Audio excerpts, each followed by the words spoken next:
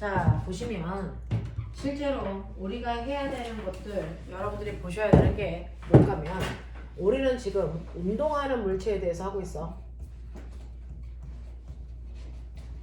운동하는 물체에 대해서 하고 있는데 운동하는 물체는 정지된 물체와는 뚜렷하게 구별이 되죠. 왜? 운동하는 물체만 가지고 있는 특징, 운동 상태를 갖고 있기 때문이고 운동 상태가 뭐니? 네, 빠르기와 방향이라는 걸 가지고 있기 때문에 정지된 물체와 뚜렷하게 구별된다 그랬어. 그 중에서 어느 쪽 방향으로 가는지는 그냥 말로 쓰면 되는 거고요. 빠르기를 정확하게 구할 수 있는지를 첫 번째 확인해라. 빠르기 구하는 방법이 일정한 시간 동안의 위치 변화량으로 계산한다. 자, 근데 위치 변화량에는 몇 가지가 있다? 두 가지가 있죠. 위치 변화량에 두 가지가 있어. 뭐하고 뭐 있냐? 이동거리와 네, 이동거리와 변이라고 하는 두 가지가 있어. 이 둘의 차이점. 방향. 네, 방향을 고려할 거냐 고려하지 않을 거냐에 따라서 실제로 얘네들의 크기 값이 달라진다. 예를 들면 앞으로 10m 가다가 뒤로 백해서 4m 오는데 우리가 2초 걸렸다면 이 아이의 이동거리의 크기는 얼마니? 이동거리 14m. 변이는 얼마니? 변이는 6m 그러면 틀려요. 변이는 얼마예요? 앞쪽 방향으로 6m요.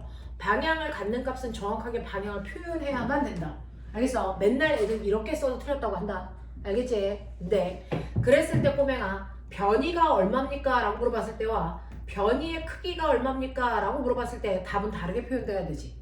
됐어? 변이가 얼마니? 라고 하면 앞쪽 방향으로 6이요 라고 해야 되고 변이의 크기가 얼마니? 라고 하면 크기만 답하면 되겠죠. 그래서 6m요 라고 해야 돼. 알겠지? 이런 식으로 얘기한다 라고 하는 거 기억하고, 그러면 이렇게 위치 변화량을 정확하게 계산하면 그걸 걸린 시간으로 나누면 그 물체의 빠르기가 된다 그랬어. 그 중에서 이동거리를 걸린 시간으로 나눈 빠르기를 뭐라 그러니? 이걸 속력이라고 하지. 변이를 걸린 시간으로 나눈 빠르기를 뭐라 그러니? 속도라고 불러. 그래서 평균 속력 구해라, 평균 속도 구해라. 우리가 구하는 속력 속도가 평균값이야. 알겠어? 자, 그래서 평균 속력 구하라 그러면 무조건 이동거리를 시간으로 나누시면 되고요. 평균 속도 구해라 라고 하면 변이를 시간으로 나누시면 된다. 그래서 갔다 오는 동안 2초 걸렸다 그랬으니까 얘네들을 2초라는 시간 동안으로 나누시면 속력은 얼마나 온다? 3m. 응? 속력 13m. 응? 2초라고? 너 정신 안 차려? 얼마? 7m/초예요. 됐어. 아까 시은이 욕먹고 갔어요. 사치견사는 몰라서. 자, 속도 얼마예요? 6m. 안 돼요. 속도 3m. 아니요. 속도요. 앞쪽 방향으로 3m/초요. 됐죠? 그래서 속도도 방향을 가지니까 방향 정확하게 표현해 줘야 된다. 알겠냐? 요렇게요. 그래서 방향을 갖는 값들은 방향을 표현해 줘야만 된다. 크기를 묻는 게 아니면 이렇게 얘기했어. 그래서 속력과 속도를 정확하게 구별 지을 수 있는지가 첫 번째 단계다. 물질 시작하면서. 자, 그리고 나면 이런 식으로 물체가 움직이는 빠르기를 가지고 있을 때 그 물체에 운동에도 종류가 있다. 이렇게 했었어. 운동에도 종류가 있다. 그 종류 중에서 첫 번째, 그 물체의 처음에 빠방을 봤을 때요, 이 물체가 오른쪽 방향으로 2의 빠르기로 가고 있는데 시간이 지나서 나중을 봤더니 나중에 빠방이 어떠냐면 여전히 오른쪽으로 2의 빠르기로 가요. 변한 거 있어 없어? 없죠. 아무것도 안 변하는 운동을 우리가 뭐라 그랬다? 등속, 직선, 운동을 조금 더 멋진 말로 뭐라 한다고? 속도, 운동. 됐어? 얘를 왜 아무것도 안 바뀌어? 힘을 얹어. 그렇죠. 이 물체가 운동하는 동안 변화시킬 수 있는 알짜 힘을 받지 않았기 때문이다 이 얘기죠. 맞죠? 자, 그래서 아무것도 안 바뀌는 운동 있어. 자, 그럼 주기율표 뒤에 옆에 펴봐. 등속도 운동을 하고 있을 때 그래프 두 가지 그릴 수 있어야 된다 그랬지. X축과 Y축이 뭔지를 정확하게 쓰고요. 그리고 나서 그래프 개형 잡고요. 됐죠? 그리고 그래프에는 기울기와 면적에 숨을 수 있는 것들이 있다 그래서 자, 숨어있는 부분이 있으면 뭐가 숨어있는지 정확하게 표현.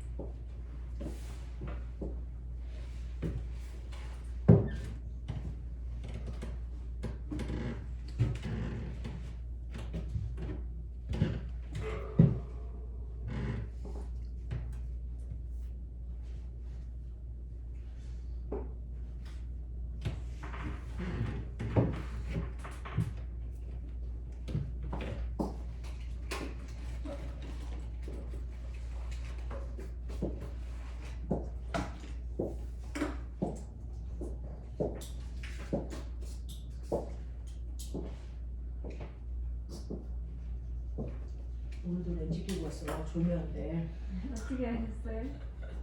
렌즈 돌아가.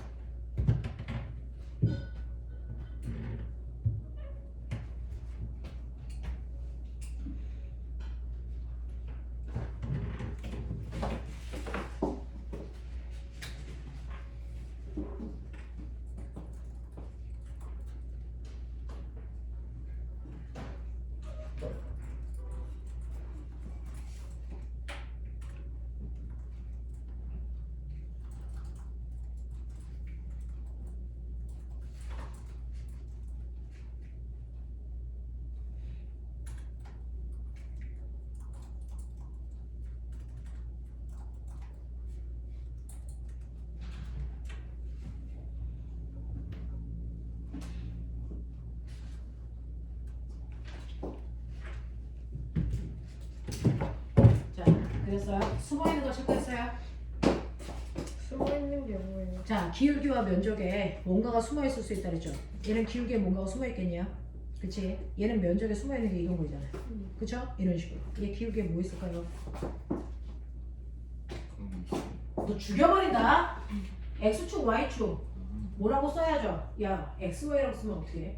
X축은 시간, Y축은 뭐 그거에 따라 모양이 고정되는 거죠.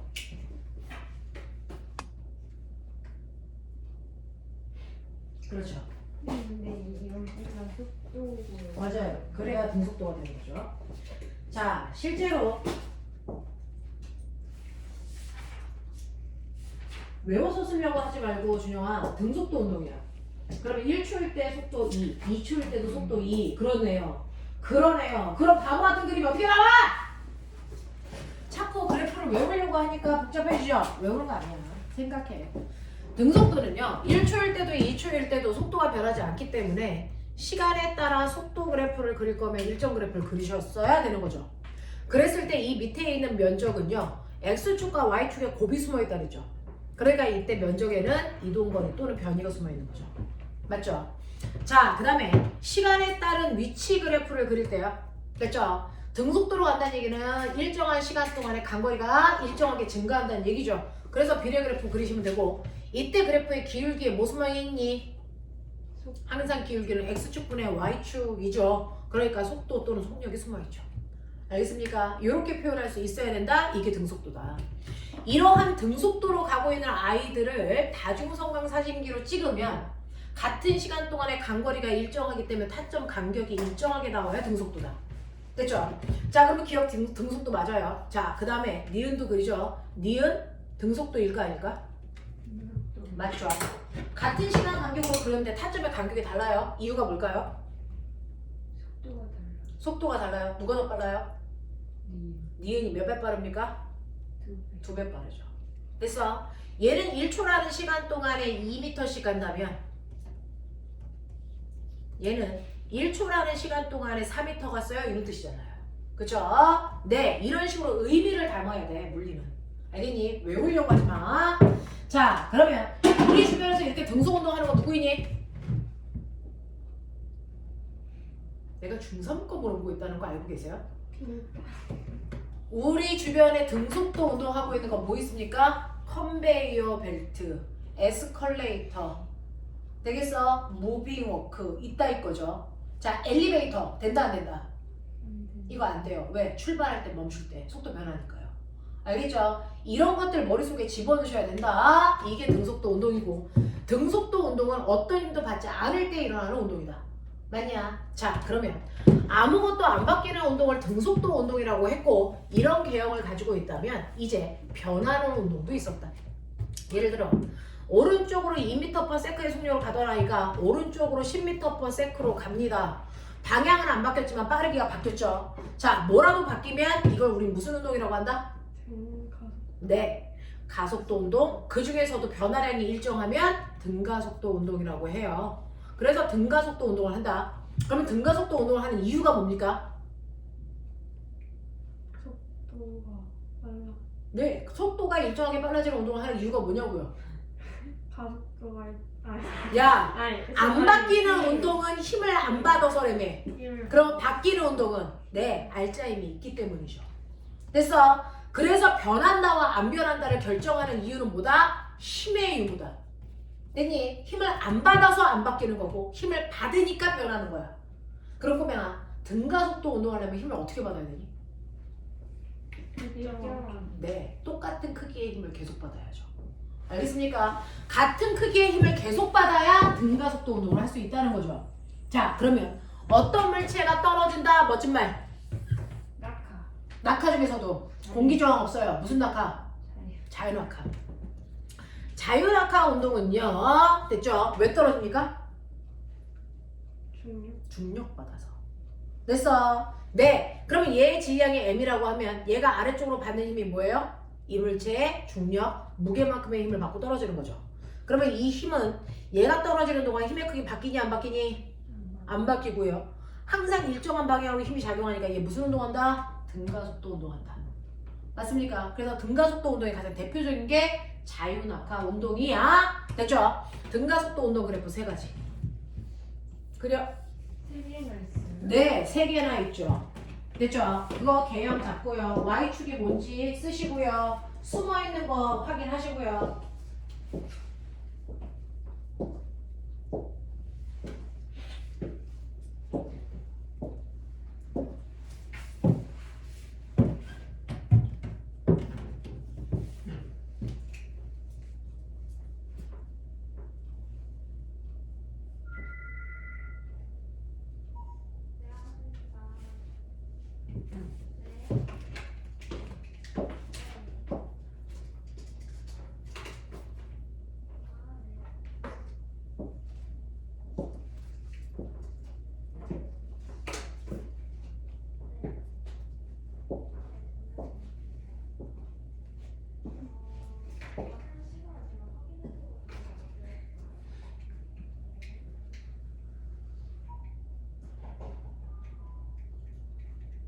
맨날 그리는 그래프만 보다가 새삼스럽게 X축, Y축을 쓰려니까 황당하죠. 네, 맞아요. 숨어있는 게 있어요. 네. 힘? 얘하고 모양이 같아요? 아니요. 이거 바뀌었어요. 아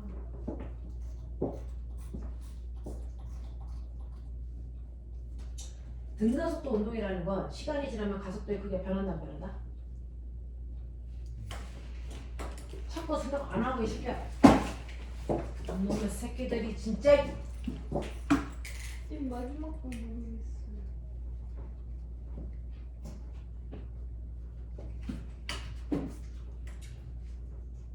이거 가속도고 이것도 가속도예요? 이건 속도죠. 아 이동거리, 속도, 가속도. 그럼 이렇게 되는 거. 맞아요. 그리고 무조건 기울기는 x축분의 y축이고요. 면적은 x 곱하기 y죠. 네. 네. 그래서 등가속도 운동을 할 때요. 시간에 따른 가속도, 시간에 따른 속도, 시간에 따른 됐어? 위치 이거죠. 그랬을 때 등가속도이기 때문에 시간이 지나도 가속도의 크기는 일정해 이렇게 나와야죠. 맞죠? 자, 그랬을 때 얘가 몇 차 함수? 0차 함수. 이거 몇 차 함수? 1차 함수. 이거 몇 차 함수? 2차 함수. 이런 꼬라지라 그러죠. 맞냐? 네, 그래서 속도가 일정하게 증가해요. 이런 모습이야. 그랬을 때 여기에 숨어있는 것들이요. 무조건 기울기는 x축분의 y축이 숨어있죠. 시간분의 거리. 그러니까 이 기울기는 뭡니까? 이거 속도. 그래서 모양 상관없어요. 무조건 시간거리 그래프에서의 기울기는 속도입니다. 자, 그렇다면 여기에서의 기울기는 시간분의 속도 변화량이죠. 그럼 뭡니까? 이 기울기 가속도라고 했죠. 됐죠? 무조건 면적은요. x축과 y축의 곱이에요. 자, 그러면 이거 면적이요. 시간 곱하기 속도죠. 뭡니까? 간거리. 됐어? 얘가 나온다고요. 이거 면적은요. 얘가 나와야죠. 됐죠? 가속도 곱하기 시간. 여기서 나오는 건 속도 변화량이에요. 됐어? 거리 변화량, 속도 변화량. 이거 나와요. 되겠니? 그리고 얘는 면적에 의미가 없습니다. 되겠어? 여기는 면적의 의미가 없다고요. 이렇게 간다고요. 되겠지?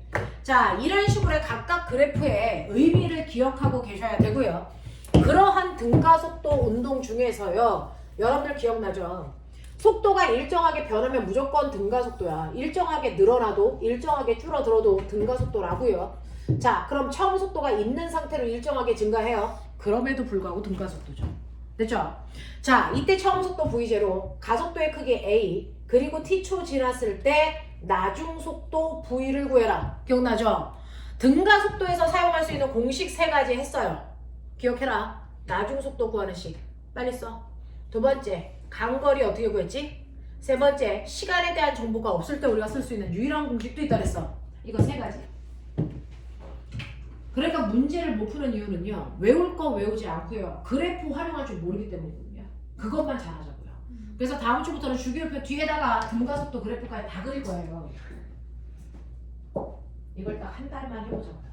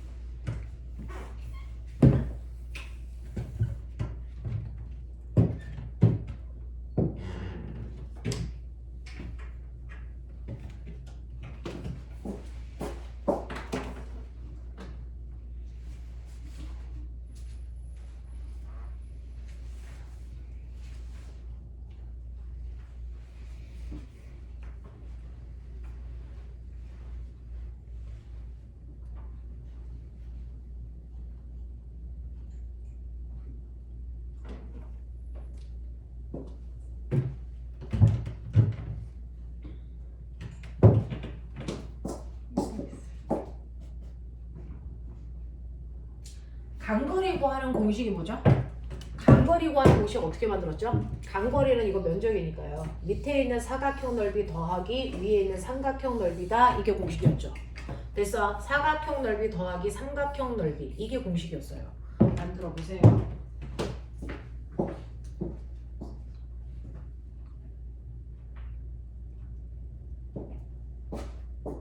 이거 이름만 생각나는데 뒤에 생각해. 네. 세 번째 게 뭐예요?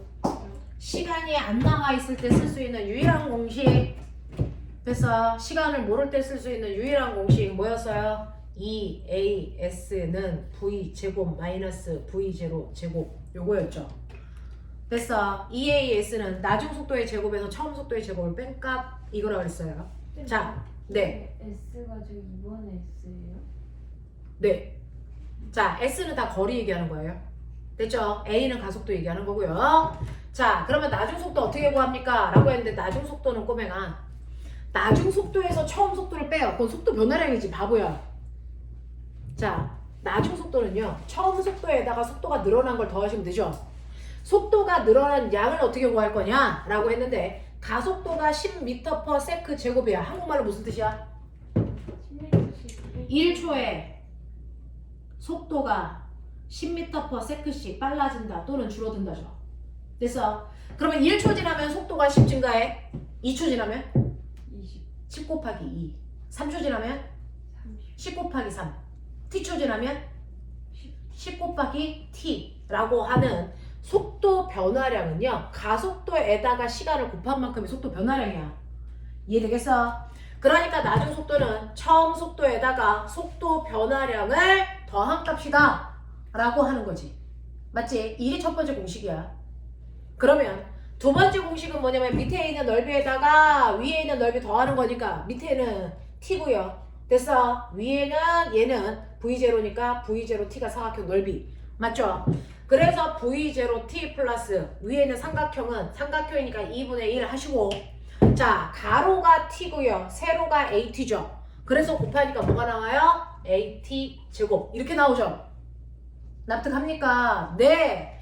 자, 그리고 시간에 대한 정보가 없을 때 쓰는 공식이 이거였다. 이렇게 됐습니다. 자, 그러면 우리가 시험에서 나오는 등가속도 운동 중에서 가장 여러분들 통합강에서 나오는 건 뭐야? 자연낙하 운동이야. 자연낙하 운동은요, 처음 속도가 얼마? 0인 상태로 떨어뜨리는 거잖아요. 됐어? 처음 속도가 0인 상태로 떨어뜨려요. 그리고 가속도는 얼마입니까? 중력 가속도 얼마? 10이라고 하는 가속도를 받고 떨어지는 거잖아요. 그러니까 처음 속도가 0이니까 여기 있는 이 부분이 다 0으로 죽어버려요. 납득합니까? 네. 그래서 자유낙하를 하는 아이는요, 처음에 초속도가 0인 상태로 VT 그래프 돼서 일정하게 빨라지고요. 가속도는 중력 가속도 1초에 10씩 빨라져요. 납득합니까? 그러면 1초 지났어요. 속도 얼마? 10이죠. 2초 지났어요. 속도 얼마? 20 됩니다. 3초 지났어요. 속도 얼마? 30 됩니다. 라고 하는 여러분들 속도 변화량이 AT라 그랬죠? 얘는 속도 변화량이 그대로 뭐예요? 중력 가속도니까 GT 이거죠. 그러니까 중력 가속도에서 중력 가속도는 10이고요. 시간이 3초 지났으니까 3 곱하시면 얼마 나옵니까? 30 되잖아요. 그러니까 이렇게 자유낙하 할 때는 이 물체의 나중 속도가 얼마입니까? 1번 변형. 됐어? 나중 속도는 무조건 가속도 자리에 G 집어넣으면 되죠. 그래서 GT가 나중 속도야. 납득해? 그러면 거꾸로 얘기할게. 어떤 물체가 자유낙하에서 떨어진다? 자유낙하에서 떨어질 때 바닥에 닿을 때 속력이 40이래. 몇 초 지난 후니? 네 라고 하는 몇 초 지난 후니? 라고 하는 시간을 물어보면 G분의 V 하시면 되겠죠? 됐죠? 중력 가속도 10이고 나중 속도 40이니까 4초일 수밖에 없어요. 알겠어? 이렇게 계산하는 거야. 그러니까 나중 속도가 이렇게 뚝 떨어지니까 40이 아니고요. 나중 속도가 뭐 10 루트 2야. 몇 초 걸렸니? 중력 가속도 10을 나눠. 루트 2초 걸렸어. 이런 얘기까지 다 된단 말이야. 됐지? 네.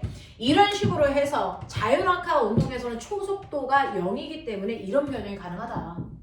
이거를 응용해서 우리는 T는 G분의 V로도 가능하다. 이게 되겠지? 하겠지? 요런 얘기야. 요런 얘기야. 그 다음에 얘가 떨어진 거리가 얼마입니까? 그러면 여기까지 떨어지는데 4초가 걸렸다는데 4초 동안에 낙하한 거리 얼마입니까? 이거 물어보죠. 낙하거리가 바로 이동거리 S죠. 됐죠?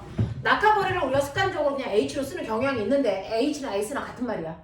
근데 초속도가 0이라 했으니까 이게 없는 거죠? 잘 보세요. 삼각형 넓이밖에 없어요. 맞죠? 그러면 삼각형 넓이 구하는 요 공식만 쓰면 된다는 얘기잖아요. 맞니? 자, 그러면서 가속도가 중력 가속도니까 2분의 1 GT 제곱 이거죠? 근데 중력 가속도가 얼마야? 10이니까 꼬매야 이거 10 집어넣어봐. 얼마? 5t 제곱이야. 자유낙하 했을 때 이동거리 무조건 5t 제곱으로 계산하는 거야. 됐죠? 낙하한 거리는 무조건 5t 제곱으로 계산한다. 자, 그러면 이때 떨어지는데 4초 걸렸다 했으니까 4 집어넣어서 계산하시면 얼마 나옵니까? 무려 80 나옵니까? 90? 16 곱하기 80 산수 좀 하자. 80m 떨어졌어요. 알겠습니까? 이게 되잖아요. 또는 거꾸로요. 이 높이 80m에서 떨어졌다. 낙하하는데 걸리는 시간이 얼마냐? 이것만 줘요. 그렇죠? 자유낙하했다. 처음 속도 0인 상태로 떨어졌다. 80m 떨어집니다. 걸린 시간 얼마입니까? 라고 하면 여기에서 우리는 걸린 시간이요. 그대로 이거 바꾸시면 되죠. 뭡니까? T는 루트 G분의 뭐예요? 2H. 여기다 넣으면 된다고. 이해하지? 루트 10분의 2 곱하기 80이야. 됐니? 그래서 4초미터가 거꾸로 나온단 말이야. 이해되지? 이렇게 간다고. 이렇게 간다고. 되겠지? 자, 그래서 이런 식으로 자유낙하 했을 때 걸린 시간도 낙하 거리도 구할 수 있는 게 이 공식을 이용하면 돼. 됐지? 자, 이렇게 자유낙하 했을 때 2분의 1 GT제곱 이렇게 하면 되고요. 시간을 모를 때 우리가 쓸 수 있는 거 어차피 자유낙하잖아요. 됐죠? 그러면 이 G 낙하 거리는 나중 속도의 제곱이잖아요. 되겠어? 그러면 80m 낙하한 후의 속력이 얼마입니까? 라고 물어봐요. 그러면 속력이 얼마입니까? 라고 물어봤으니까 V는 루트 2G H 여기다 넣을 수 있죠. 루트 2 곱하기 중력 가속도 곱하기 80 보이니? 보이니? 그래서 계산하시면 얼마 나옵니까? 라고 하는 거죠. 얼마 나옵니까? 이거 왜 지웠니? 얼마 나오니? 160이니까 얼마? 40입니다. 나오죠. 됐죠? 이런 식으로 자유롭게 쓸 수 있죠. 네. 그래서 등가속도 운동 공식을요, 기억하고 가는 사람하고 그렇지 않은 사람들은 문제 풀 때 됐어. 풀 수 있는 양이 달라져요. 됐니? 이런 식으로 가주시면 된다. 자, 그래서 80m 낙하하는데 4초가 걸렸고 80m 낙하할 때요, 바닥에 닿기 직전에 속도가 40이구나. 이렇게 되는 거죠. 됐어. 자, 그럼 꼬맹아 거꾸로 던져 올릴게. 40m/s의 속력으로 던져 올릴게. 자, 그러면 얘는 중력과 무슨 방향이야? 반대 방향이지. 그러면 중력과 속도 1초당 속도가 얼마씩? 10씩. 얘는 뭐 해야 돼? 줄어야 돼. 그러면 얘는 언제까지 올라갈까? 0. 네, 속도가 다 줄어 0이 될 때까지 올라가겠죠? 몇 초 걸릴까요? 4. 네, 1초에 10씩 주니까 4초 걸리겠죠. 됐죠? 그래서 얘는 4초 동안 올라가요? 이게 되겠죠? 그러면 4초 동안 올라간 거리는 얼마일까요? 80. 네, 이거예요. 얘하고 얘가 어떨 것 같아요? 똑같습니다. 속도가 0인 상태에서 떨어져 40이 될 때까지 떨어진 거나 40으로 던져서 0이 될 때까지 올라간 거리나 어떻다고요? 똑같다고요. 그러니까 연직상반 운동은 뭘로 풀어라? 거꾸로 자유낙하 운동으로 풀어버려라. 이해되겠니? 똑같다고요. 그래서 이거 80m 나와요. 됐니? 그래프 그려봐도 돼요. 맨 처음에 속도가 40이었고 일정하게 줄어서 0 되는 데까지 4초 걸렸어. 그럼 이거 평균 속력 얼마? 평균 속력. 처음 속도와 나중 속도 더해서 반대기니까 20이죠. 됐어. 20이라는 평균 속력으로 4초 갔어요. 간거리 얼마? 80. 나오잖아요. 되겠습니까? 이렇게 가잖아요. 그러니까 자유낙하나 연직상반이나 똑같다고요. 그러니까 연직상반 나왔을 때 풀 수가 없으면 자유낙하로 바꿔버려. 하겠어. 그리고 공식은 아까 그 공식 사용해도 되고요. 될 수 있으면 그래프 그리시고요.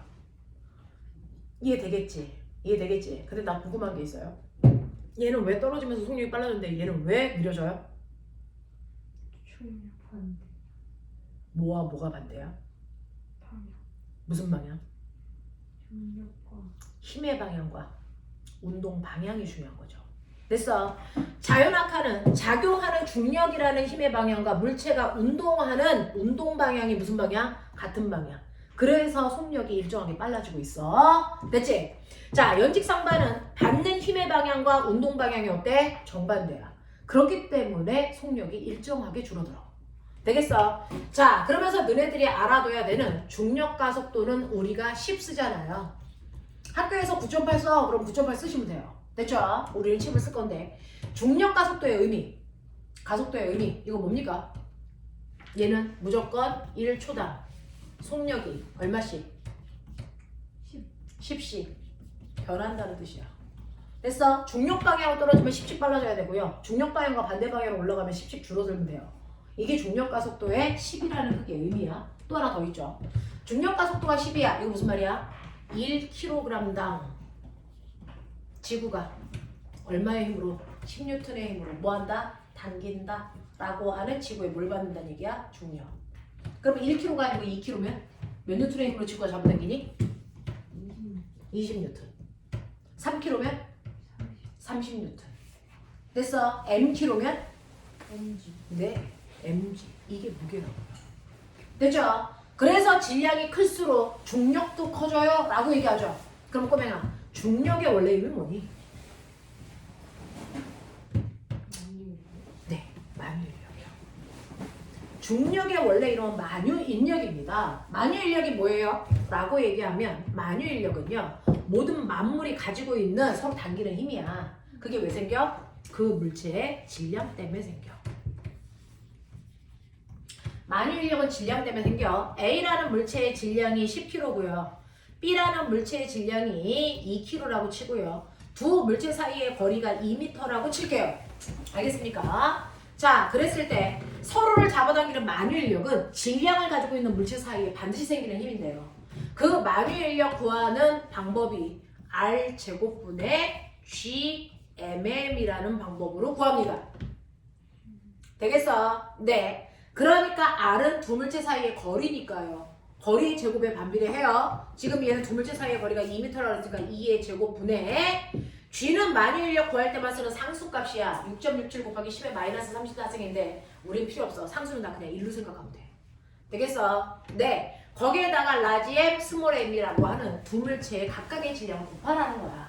그러면 10 곱하기 2 그랬으니까 날라가 꺼져 지워져 사라져. 그래서 얘는 서로를 5N의 힘으로 당겨. 뭐 이런 식의 만유인력이 생긴단 말이야. 됐죠? 그래서 질량을 가지고 있는 물체들끼리는요. 서로를 잡아당기는 힘이 생기는데 그걸 만유인력이라고 한다. 됐죠? 이 만유인력은 A가 B를 당기는 인력이나 B가 A를 당기는 인력이나 작용 반작용의 힘이기 때문에 똑같은 크기의 힘이 작용합니다. 그래서 질량이 크다고 해서 더 세게 잡아당기지 않습니다. 알겠죠? 자, 이렇게 잡아당기는 만유인력이 생기는데 이때 질량이 커도 너무 큰 이 아이가 실제로 누구냐면 지구와 같은 천체예요. 지구와 같은 천체이고요. 그리고 그 위에 있는 스몰 m의 질량을 가지고 있는 아이가 나예요. 됐어? 그러면 이렇게 천체와 물체 사이에 서로를 잡아당기는 만유인력을 우리는 뭐라고 한다? 그 천체의 중력이라고 한다. 알겠습니까? 그러니까 우리는 지구라고 하는 천체에 살기 때문에 지구 중력을 받고 있어요. 됐죠? 그 중력이 바로 여러분들이 알고 있는 뭡니까? 만유인력은 R제곱분의 GMM이고요. 이게 바로 지구가 나를 잡아당기는 만유인력 때문에 나의 뭐가 생긴다? 무게가 생긴다. 됐고, 자 이제부터 설명하는 거 소화가 되면 이해하시고요. 아니면 버리세요. 그럼 꼬맹아 잘 보시면요. 여기서 스몰 m 나의 질량 지워주는 거 보여요? 그러면 결국은 지구 중력 가속도라고 하는 이 값이 어떻게 구해지니? R제곱분의 GM으로 구해져. 자, 이때 R이 뭐냐면 됐어? 지구 반지름을 얘기해요. 천체에서는 그 천체 반지름이 거리로 잡아줍니다. 됐죠? 그래서 지구 반지름이 6,400이니까 6,400의 제곱분의 만유인력 상수에다가 지구의 실제 질량 집어넣어요. 됐어? 그래서 이거 때려서 계산한 값이 9.78 얼마 무한소수로 간단 말이야. 그걸 반올림해서 계산한 게 9.8이고요. 이걸 한 번 더 반올림한 게 우리는 10이라고 쓰는 거죠. 됐어? 이게 지구의 중력 가속도야. 그럼 꼬맹아, 달에 가면 중력이 있을까? 있죠. 달에 중력이 있어요. 됐어? 그렇게 가면 이거를 달의 걸로 집어넣고요. 됐죠? 이걸 달로 집어넣어서 달에서의 나의 무게를 잴 수 있어요. 됐죠? 그랬을 때 이 G값이 달의 중력 가속도죠? 지구의 중력 가속도와 같을까 다를까? 당연히 다르겠죠. 됐어? 반지름도 다르고 질량도 다르니까. 그랬을 때 달의 중력 가속도는 지구 중력 가속도의 6분의 1밖에 안 돼요. 맞아. 이렇게 된다고요. 됐죠? 그래서 각각의 천체들은 그 천체만의 만유인력을 가지고 있고 그것 때문에 중력 가속도가 생겨. 천체들의 중력 가속도. 지구의 중력 가속도가 요만큼이란 뜻이야. 알겠죠? 네. 그래서 이런 식으로 여러분들이 알고 있는 중력이라는 힘을 받고 있는 공간에서 내가 물체를 던져볼게. 자, 이렇게 건물 위에서요. 내가 2m/s의 속력으로 물체를 던진다. 됐죠? 그러면 이렇게 물체를 던지면 물체는 포물선을 그리면서 이렇게 떨어지겠죠? 오케이? 이 건물 높이가 80m라고 쳐요. 되겠냐? 자, 그랬을 때 이 공을요 0.1초 간격으로 다중성광 사진기로 따르륵 찍으면 이 공이 여기다가 0.1초 후에 여기다가 0.1초 후에 여기다가 0.1초 후에 여기 있겠죠. 알겠습니까?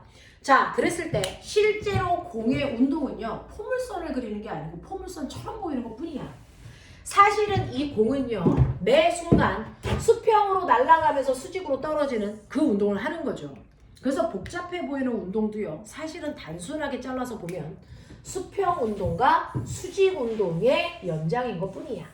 알겠어? 이 두 가지 운동밖에 없어. 포물선 운동이라는 건 존재하지 않아. 알겠어? 그러면 얘가 수평 방향으로 포물선을 그리면서 날아가는 것처럼 보인 저 아이는 실제로는 수평으로 무슨 운동을 하는지 보시면요. 첫 번째 수평으로만 보시면 이렇게 0.1초 간격으로 가고 있는 거죠. 무슨 운동하고 있니? 0.1초 간격으로 수평으로 무슨 운동하고 있니? 무슨 운동? 무슨 운동? 등속 운동하고 있어요. 됐죠? 그래서 이렇게 포물선을 그리는 모든 아이들은 사실은 수평 방향으로는 등속 운동으로 가고 있는 거야. 등속도 운동하고 있는 거야. 자, 왜? 아까 얘기했죠. 등속도 운동하는 이유 딱 하나예요. 뭐예요? 힘을 받지 않아서. 그러니까 얘가 날아가는 동안 실제로 수평으로 밀어주는 힘이 있니 없니? 없어요. 내 손을 떠나고 나서부터는 수평으로 미는 힘은 절대 작용하지 않죠. 그러니까 수평 방향으로는 어떤 힘도 작용하지 않으니까 수평 방향으로는 아무것도 안 바뀌는 등속 운동 밖에 못해. 그거 무슨 말인 줄 알아? 맨 처음에 내가 얘를 2m/s의 속도로 던졌죠. 그럼 얘가 날아가고 있는 모든 순간에 수평 방향의 속도는 항상 얼마였다? 2를 계속 유지하면서 가고 있다. 이 뜻이에요. 이해되죠? 그러면 수직 방향으로는 무슨 운동을 하고 있는지 수직 방향도 보고 싶어요. 그래서 수직 방향 보시면 최초에 여기 있었어. 그 다음 여기 있어. 그 다음 여기 있어. 그 다음 여기 있어. 보이지? 수직 방향으로는 같은 시간 동안에 간거리가 점점 뭐하니? 늘어나고 있죠. 됐죠? 그러니까 얘는 속도가 점점 뭐해질까요? 빨라지는 운동을 하고 있어요. 됐죠? 네. 그러면 아래쪽 방향으로는 속도가 점점 빨라지는데 속도가 빨라진다는 얘기는 뭔가 힘을 받았다는 거죠? 무슨 힘 받았을까? 당연히 중력만 받았겠죠. 공기 저항 없다고 할 거니까. 됐어? 그러면 중력만 받아서 떨어지는 운동 맞지 말? 자유낙하 운동을 하고 있는 거야. 됐죠? 그래서 수직 방향으로는 얘가 중력만 받아서 떨어지는 자유낙하 운동을 하고 있습니다. 그러니까 당연히 수직 방향으로는 등가속도 운동하고 있겠죠. 무슨 말인지 알겠어? 이런 얘기야. 자, 그럼 80m야. 자유낙하인데 수직 방향으로. 몇 초 동안 떨어지니? 아까 80m. 몇 초 동안 떨어진다 그랬어? 4초야. 그러면 얘는 바닥에 닿을 때까지 4초죠? 그 4초 동안 얘는 옆으로 날아가면서 떨어지는 거죠? 그러면 옆으로 간 거리가 얼마일까요?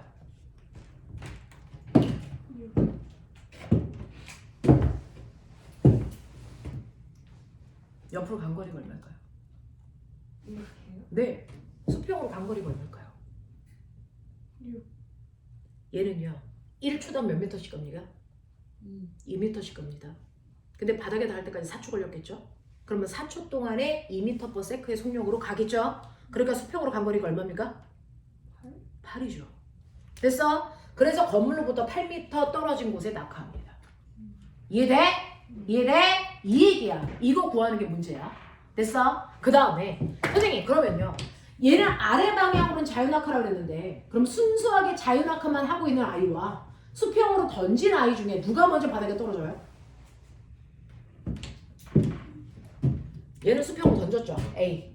됐어? 그래서 실제로 그 옆에 B라는 물체를 놓고 얘는 그냥 뚝 떨어뜨리는 거야. 자유낙하. A는 던지는 거야. 됐죠? 누가 먼저 떨어질까? 누가 먼저 떨어질까? 라고 하는 겁니다.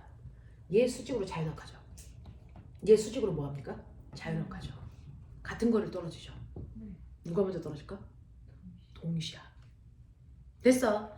그래서 수평으로 던져서 포물선을 그리면서 떨어지나 그냥 아래로 자유낙하만 해서 떨어지나 바닥에 닿을 때까지 걸리는 시간은 어떻다? 같을 수밖에 없다. 왜? 수직 방향은 둘 다 자유낙하니까. 무슨 말인지 알겠어? 그래서 A도 4초 걸리고 B도 4초 걸립니다. 단지 그 4초 동안 A는 옆으로도 같이 가면서 떨어지는 것 뿐이야. 무슨 말인지 알겠어? 네. 그래서 아하 이렇게 자유낙하한 아이와 수평으로 던진 아이가 똑같이 떨어지는 걸로 봐서 A는 수직 방향으로 자유낙하 하고 있는 게 맞네 라고 하는 걸 증명한 거야. 이해하겠어? 오케이. 이렇게 되는 거예요. 자 그러면 이런 식으로 포물선이라고 하는 건 사실은 포물선이라는 운동은 없다. 수평으로 등속도 운동한다. 됐어? 네. 수직으로 자유낙하한다. 무슨 말인지 알겠어? 자 꼬맹아 머리 돌려. 건물 높이 이번엔 20m야. 빨리 생각해. 자 여기서 포물선으로 던질 거야. 몇 초 만에 떨어질까?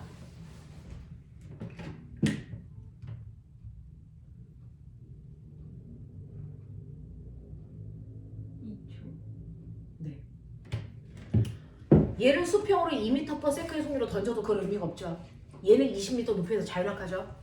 그러면 자유낙하 했을 때 걸리는 시간 아까 뭐라 그랬어요? 떨어진 낙하 거리는 2분의 1 GT제곱. 그래서 무조건 낙하하는 애는 H는 뭐라 그랬어? OT제곱이라 그랬지. 맞아. 5 곱하기 시간의 제곱이 됐어? 낙하 거리. 맞니? 그러니까 몇 초 걸릴 수밖에 없어? 2초 걸릴 수밖에 없어. 그래서 얘가 2초 만에 바닥에 떨어져. 그러면 수평으로 간 거리. 빨리 계산. 4. 그렇죠. 1초에 2m씩 갈 거니까 4m 하겠죠. 알겠어? 이런 식의 계산이 가능하면 돼. 이해되겠니?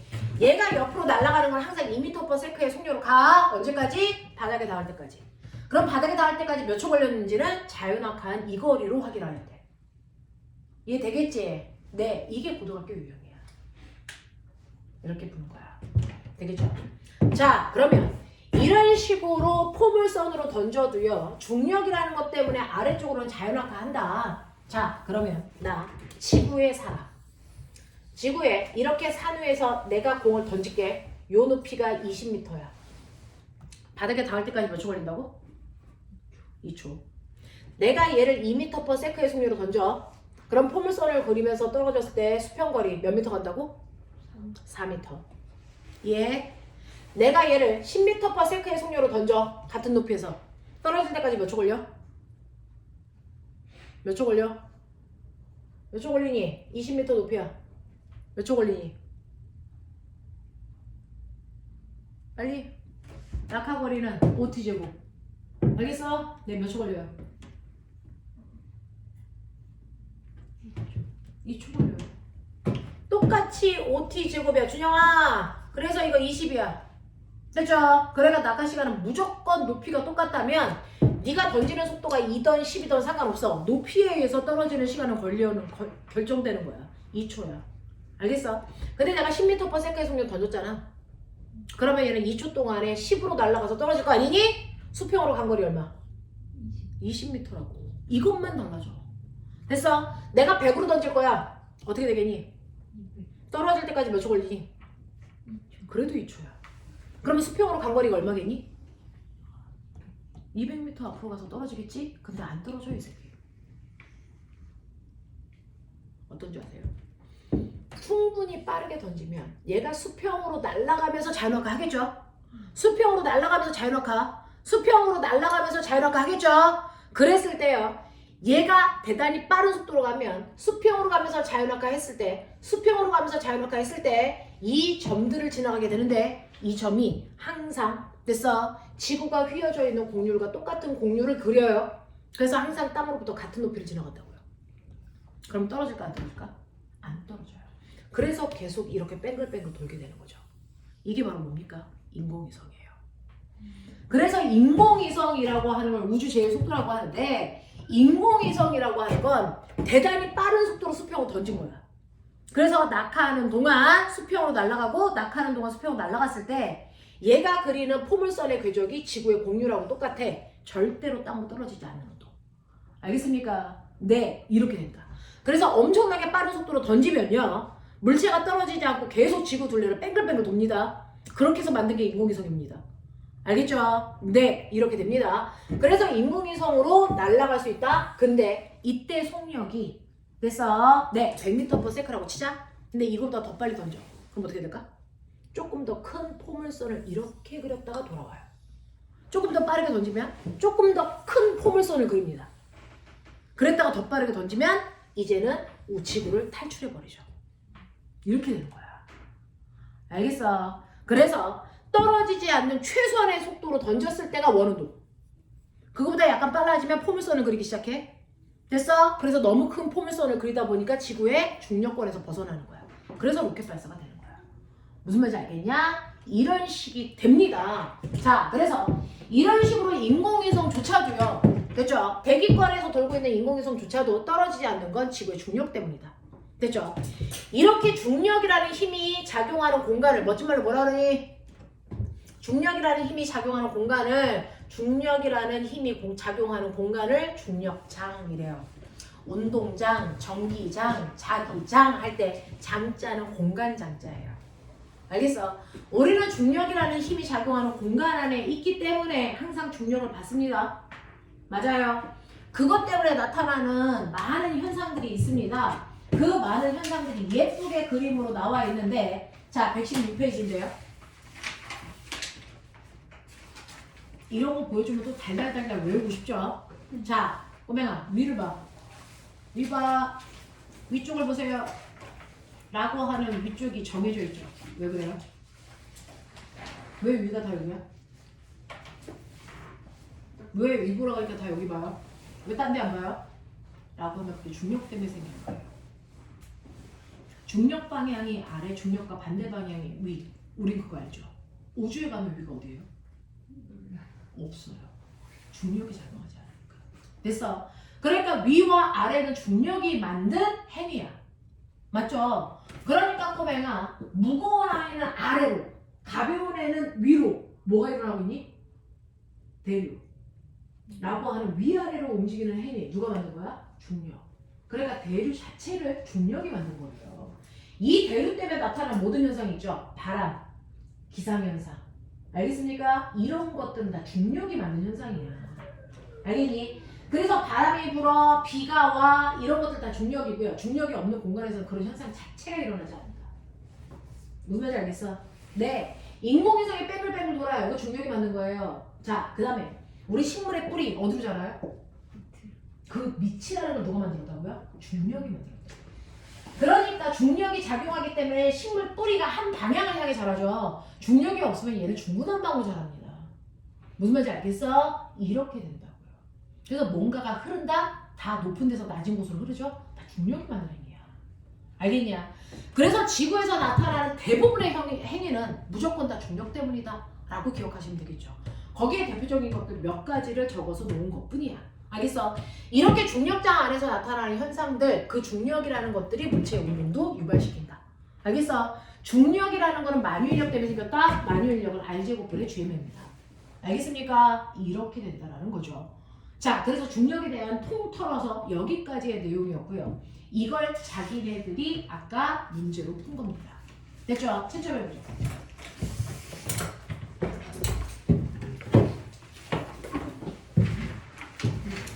시험지 채점해 볼게요. 1번부터 15번까지. 자, 1번에 3, 2번도 3, 3번은 10m/s 제곱. 주관식으로 쓰라고 하면 단위 예쁘게. 알겠어? 그리고 얘는 중력 가속도의 크기를 쓰라 그랬지 중력 가속도를 쓰라고 안 했으니 방향을 쓸 필요가 있다 없다? 없다. 그러니까 어설프게 마이너스 같은 거 안 붙인다. 알아들어? 이런 얘기잖아. 4번에 2m/s 제곱, 5번에 1번은 20m/s 제곱, 2번에 90m. 알겠니? 6번에 5, 7번에 디리미, 8번에 4, 9번에 1, 10번에 1, 11번 3, 12번 5, 13번 4, 14번 5, 15번 기억, 니은, 리을. 되겠니? 하겠어요? 자, 이 중에서요 5번만 두 문제로 해결하시면 16문제예요. 됐죠? 총 푼 문제가 16개입니다. 16개 중에서 마지막 개수를 세시면 되겠어요.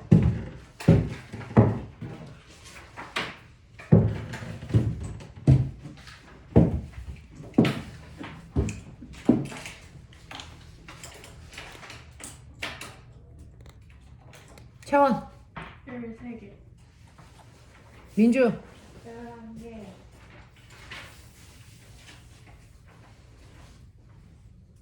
어? 준영. 11개. 자, 틀린 거 빨리 보고 질문.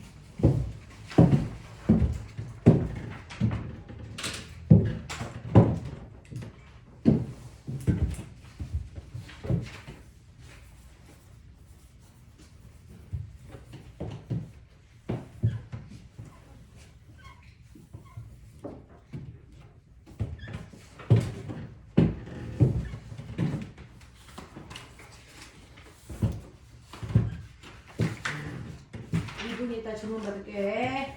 틀린 거 쭉 봐.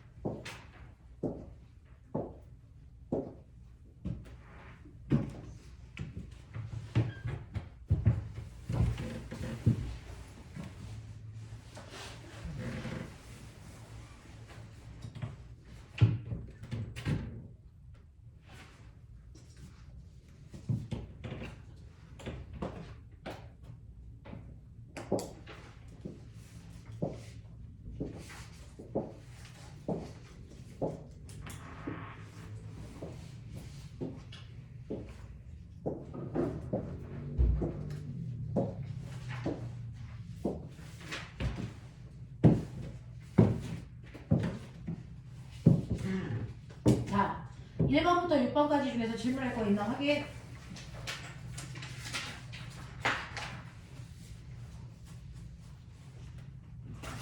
없습니까? 7번부터 11번까지 중에서 질문할 거 있나 확인. 9번이. 자, 9번 보시면요.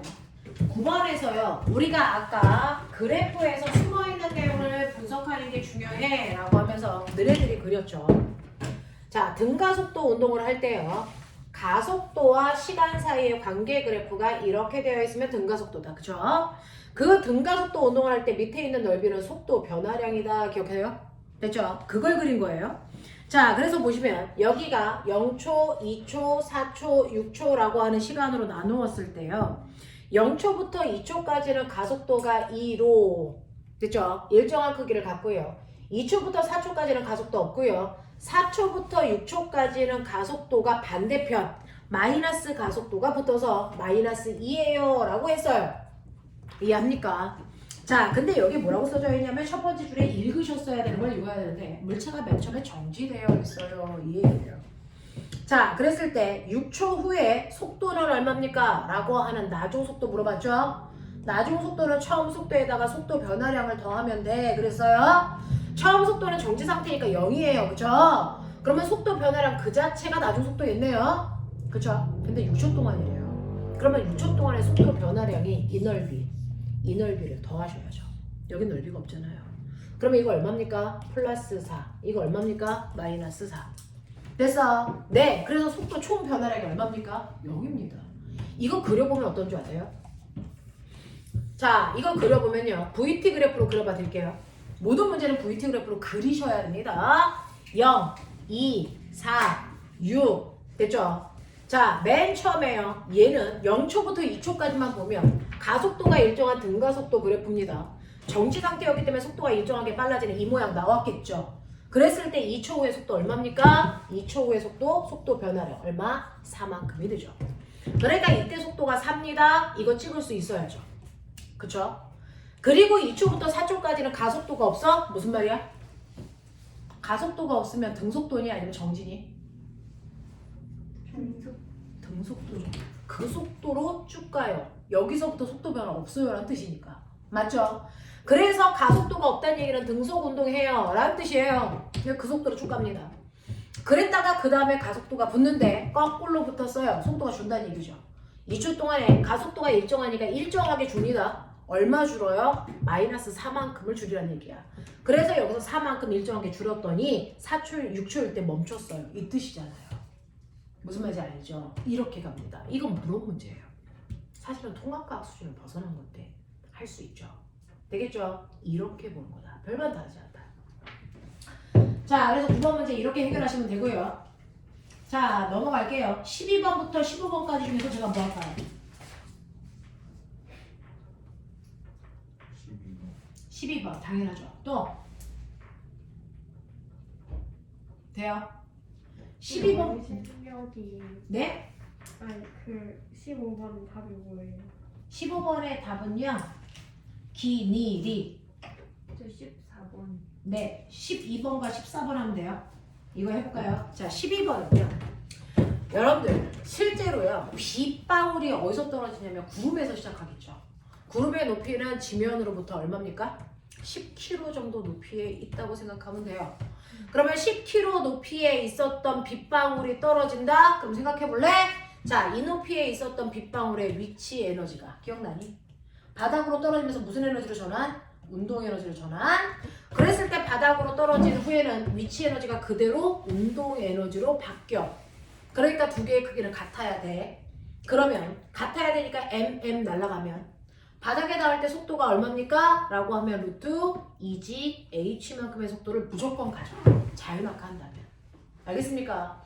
자, 그랬을 때 이 높이가 여러분들 보시면 루트 2 곱하기 중력가 속도 10 곱하기 10km는 얼마를 얘기하냐면 10,000m를 얘기하죠. 그러면 이거 계산하시면 얼마 나오는지 아세요? 100 루트 20의 빠르기로 빗방울이 떨어져요. 이거 총알보다 빨라요. 총알은 총알이 무거워서 죽니? 아니죠. 속도가 너무 빨라서 내 몸을 관통하는 거죠. 근데 빗방울의 속도가 너무 빨라요.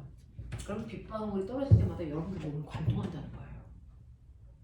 무슨 말인지 알겠어? 이렇게 돼야 정상이죠. 근데 실제로 그렇지 않잖아요. 실제로 10km 높이에 있는 구름에서 떨어져도 빗방울이 땅에 닿을 때 속력은요. 됐어. 쉽게 100에 가까운 속력이 돼야 되는데 100에 가까운 속도가 아니고요. 실제로 빗방울의 속도는 2에서 3m/초밖에 안 됩니다. 왜요? 라고 하면 실제로는 떨어질 때 공기 저항을 받기 때문이에요. 됐어.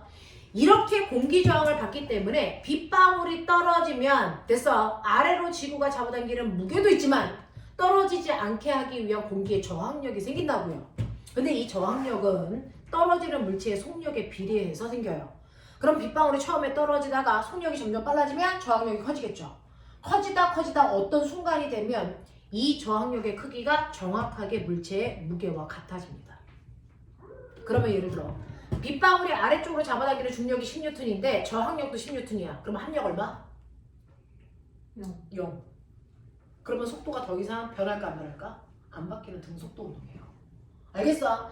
그래서 여러분들 보시면 거기에 있는 12번 그림 보시면 실제로 물체가 자유낙하를 하면 시간에 따라 속도는 무한대로 빨라져야 돼요.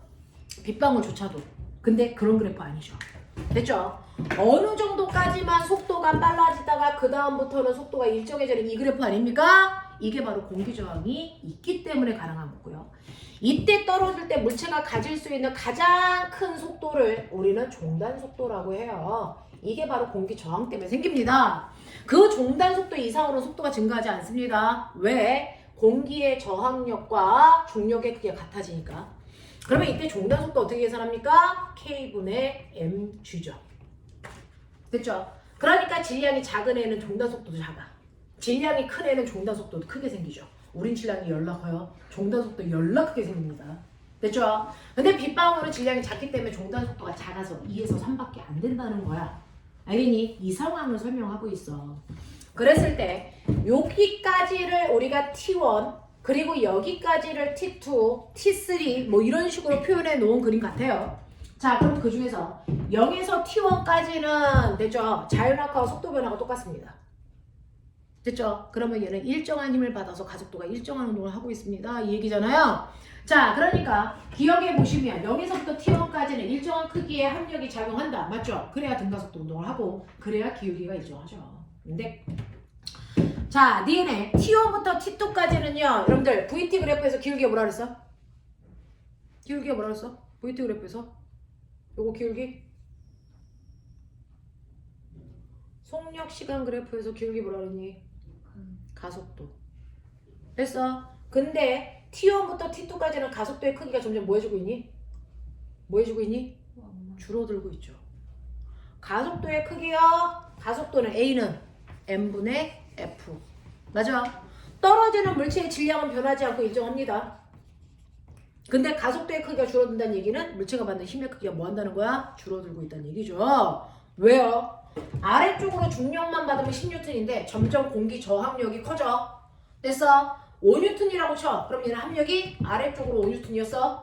근데 더 빨리 떨어져. 공기 저항이 7N 됐다고 쳐. 그럼 합력이 얼마로? 3N으로 숙여져. 자, 공기 저항력이 더 커져서 10N 됐다고 쳐. 그럼 합력이 얼마? 0. 그러면 이렇게 힘의 크기가 줄어들면 가속도의 크기도 뭐한다? 줄어든다. 그 일을 하고 있는 거예요. 됐죠? 그래서 이 구간은요. 점점 가속도의 크기가 줄어든다. 이유는 물체가 받는 합력이 줄어들기 때문이다. 다시 말해서 공기 저항이 커지기 때문이다. 됐죠? 다 같은 말. 그래서 T1부터 T2 구간에 물체에 작용하는 합력의 크기는 점점 작아지고 있습니다. 라고 하면서 머릿속에 넣어라. 가속도 니꼴 힘이다. 가속도의 방향이 어느 방향이야? 힘 방향이야. 가속도의 크기가 뭐에 결정돼? 힘의 크기야. 알겠어? 네. 라는 얘기죠. 자, 그 다음에 지금 T2 이후에 물체에 작용하는 합력 얼마입니까? 0이죠. 왜? 가속도가 0이니까. 맞나? 이런 얘기라고요. 됐죠? 네. 그래프 정확하게 분석하십시오. 자, 그래서 답은 5번이었고요. 14번 볼게요. 오른쪽 그림은 질량이 서로 다른 물체 3개, 자, 3개를 같은 크기의 힘이 작용할 때 시간에 따라 속도 변화를 보는 거죠. 자, 그 그래프의 기울기가 뭐니? 가속도가 얼마인지 대충 읽어보자. 됐죠? A의 가속도 얼마입니까? 라고 하면 A는 T분의 얼마? 3V. 맞죠? B의 가속도 얼마입니까? T분의 얼마? 2V. 맞죠? C의 가속도 얼마입니까? T분의 V 이거죠. 그러면 가속도의 비율이 3대 2대 1이죠. 이죠. 자, 근데 이러한 가속도 뭘로 구한다고요? 가속도는요. 시간분의 속도 변화량으로도 계산하지만 질량분의 힘으로도 계산한다. 근데 얘네들 뭐라고 썼어요? 질량이 서로 다른 물체인데 같은 크기의 힘을 준대요. 그러면 자, A라는 물체의 질량분의 같은 크기의 힘이니까 1. 힘의 크기 똑같으면 나 그냥 다 1로 잡아요. 자, 얘요. 질량은 B요. 같은 크기의 힘. 맞아요? 질량은 C요. 같은 크기의 힘. 맞아요? 이 비율이 3대 2대 1이 되려면 질량비는 얼마여야 되니? 1대2. 얼마요? 얼마요? 이거 1, 2, 3 이렇게 막 넣고 싶은 거예요? 아니요. 3대2. 3대 2대 1 이렇게 넣고 싶은 거예요? 네? 3대 2대 1 이렇게 넣고 싶어요? 그러면 3, 2, 1 나와요?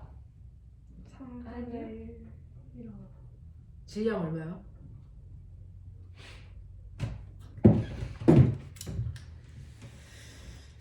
질량이 2, 3, 6이고 싶진 않나요? 그러면은 2분의 1 대 3분의 1 대 6분의 1 아닌가요? 그러면 이거 공배수로 계산해야 되는 거 아닌가요? 얼마 곱해줘요? 다 똑같이 6 곱해줘. 그러면 이 얼마 나옵니까? 3대 2대 1 나오지 않을까요? 감동이다 이 새끼들아. 됐어? 이렇게 가는 거죠. 되겠어? 네. 이런 식으로 해서 얘네들의 질량의 비율이 2대 3대 6이라는 거 확인할 수 있어요. 자, 그래서 가속도의 크기를 비교하면 A의 가속도가 크다. 당연한 거고요. 물체의 질량이 가장 큰 건 가속도가 제일 작은 C여야 되는 거죠. 됐죠? 그 다음에 A와 C의 질량의 비율은요. 네, A와 C의 질량의 비율은 1대 3이죠. 알겠습니까? 네, 이런 식으로 하겠나? 네, 이게 고등학교 사고력이야. 되겠죠? 요 정도는 푸셔야 된다. 이렇게 됩니다. 자, 그래서 여기까지 시험 봤고요. 그 다음에 문제 풀어오시는 거 있었어요. 저번 주에 108페이지부터 등가속도 다 풀어 그랬어요. 오늘 중력장 안에서의 운동까지 했어요. 그래서 121페이지까지 푸셔야 됩니다. 지금 20분 남았어요. 됐죠? 문제 푼 거 중에서 질문 있는 사람은 하시고 그 다음에 넘겨서 안 푼 문제들 중에서 121페이지까지요.